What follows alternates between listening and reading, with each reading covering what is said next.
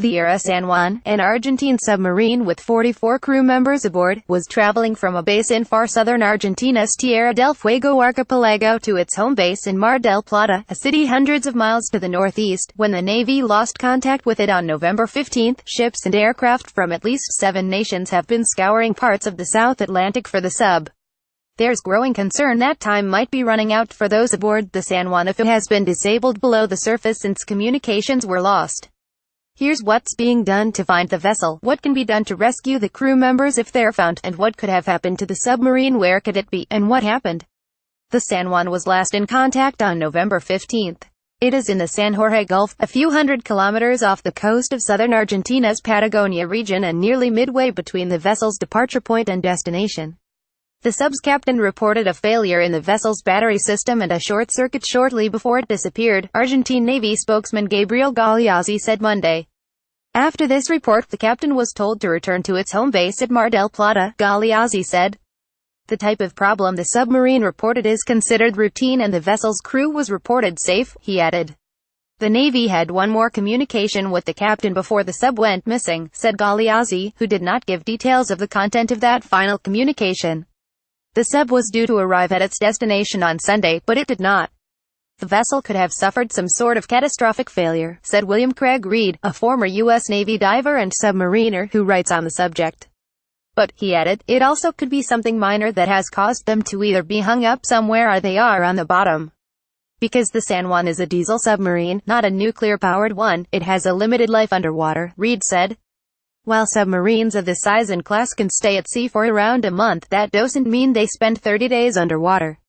During normal operation, the sub would likely come near the surface to snort, replenish its oxygen, recharge the batteries by using the diesel engines, and send radio signals around once every 24 hours, said Peter Layton, a visiting fellow at the Griffith Asia Institute at Griffith University in Australia. But no such signals have been captured since the sub's disappearance. If the submarine had sunk but is still intact, the crew would have about a week to 10 days of oxygen, Layton said. The sub does have an emergency satellite communication system, in the form of a buoy that the crew could send to the surface, Reed said. But so far, according to the Argentine Navy, there's been no sign that the sub has been using it. What sort of shape is the sub, and if the sub is disabled, it could be rusting on the ocean floor.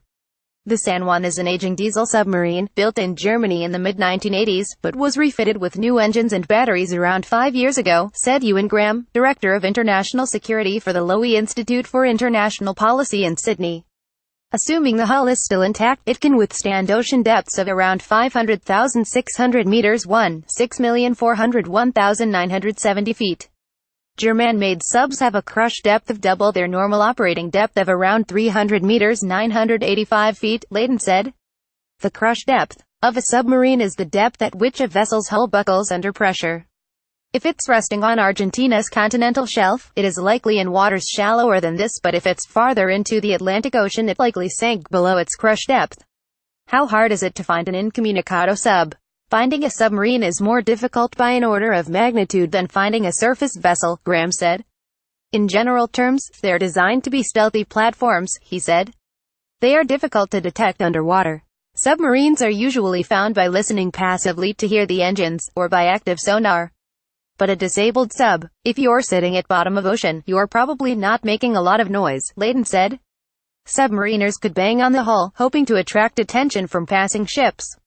But, Layton said, you can't recharge oxygen, can't run too much equipment.